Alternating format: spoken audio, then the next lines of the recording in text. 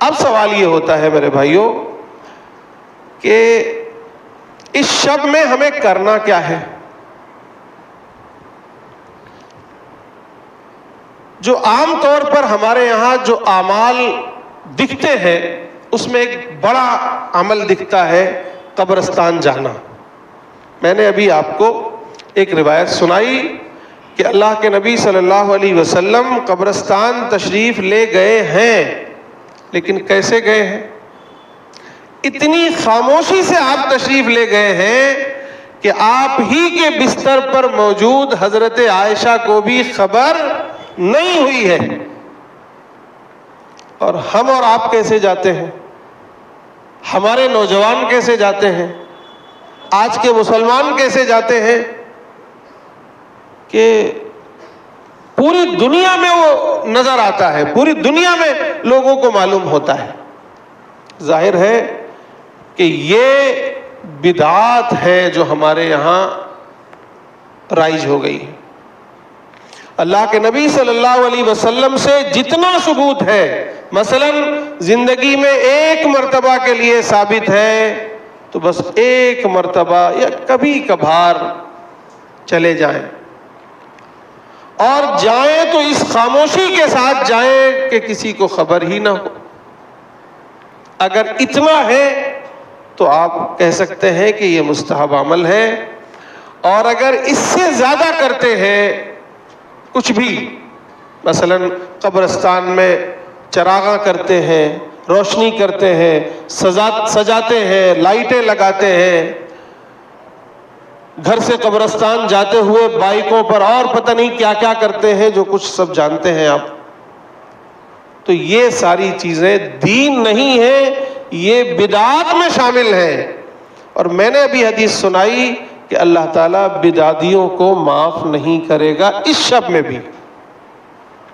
اس لیے کوشش یہ کریں کہ بھائی ہم اجر کی نیت سے، ثواب کی نیت سے کرنے تو نیک عمل جائیں، اور ہو جائے وہ بدعت تو پھر ایسے عمل کے نہ کرنے سے ہی بہتر ہے. صرف مستحب ہے. اگر واقعی آپ کو اپنے مرحومین کے لیے مغفرت کی دعائیں کرنی ہیں تو اللہ تعالیٰ تو آواز لگا رہے ہیں نا، گھر میں بیٹھ کے کیجئے. تو ایک چیز تو یہ سمجھ لیں. دوسرا عمل کہ بھئی رات میں دعائیں کرنا ہے، نوافل پڑھنی ہے، تلاوت کرنا ہے، ذکر و اذکار کرنا ہے، یعنی رات کا قیام، رات کو اس طرح گزارنا ہے کہ جس طرح جس کو قیام اللیل کہتے ہیں، قوموا لیلہا کہا گیا ہے. تو وہ ضروری نہیں ہے کہ پوری رات آپ جاگیں، نمبر 1. نمبر 2، یہ عمل بھی انفرادی ہونا چاہیے، کیونکہ رسول اللہ صلی اللہ علیہ وسلم کوئی بھی نفلی عمل کیا کرتے تھے تو نمبر 1 تو اپنے گھر میں کیا کرتے تھے اور تنہائی میں کیا کرتے تھے. خود شعبان کی رات آپ مسجد نہیں گئے تو ہم اور آپ کیوں مسجدوں میں میلہ لگاتے ہیں؟ اور پھر آگے بڑھ کر کوئی نفل جماعت سے نفل پڑھ رہا ہے، تو کوئی صلاۃ التسبیح جماعت سے پڑھ رہا ہے، تو کوئی مذاکرہ کر رہا ہے، کہیں بیانات ہو رہے ہیں، کہیں جلسے ہو رہے ہیں. یہ اہتمام درست نہیں ہے.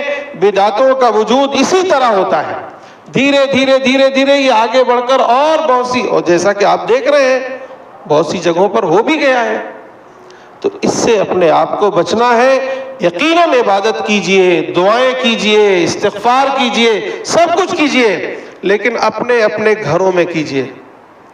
اپنے گھروں کو قبرستان کیوں بناؤ؟ اپنے گھروں میں یہ عمل جاری کیجئے تاکہ آپ کے بچے بھی آپ کے ساتھ شریک ہوں، وہ بھی دیکھ سکے کہ آخر میرے ابا جان کون سی عبادت کر رہے ہیں، کیسی دعائیں مانگ رہے ہیں، کیا تلاوت کر رہے ہیں. اپنے گھر میں کیجئے. اور ضروری نہیں ہے کہ پوری رات کیجئے. کوشش کیجئے کہ مغرب کی نماز با جماعت پڑھیں، عشاء کی نماز با جماعت پڑھیں، فجر با جماعت پڑھیں، اور تہجد اچھی طرح پڑھ لیں، اور تہجد میں ہی خوب اچھی طرح دعائیں وغیرہ مانگ لیں. جو چاہتے ہیں مانگ لیں، اور اگر آپ کا دل چاہے تو پوری شب آپ جاگے خوب عبادت کریں، لیکن اللہ کے لیے یہ مسجدوں میں یا کہیں اور بھیڑ بھاڑ نہ کریں، تنہائی کے ساتھ اللہ کو یاد کریں، آپ جانیں آپ کا رب جانے، یہی عبادت اللہ کو سب سے زیادہ پسندیدہ ہے، اس کے علاوہ کچھ شور ہنگامے نہ کریں۔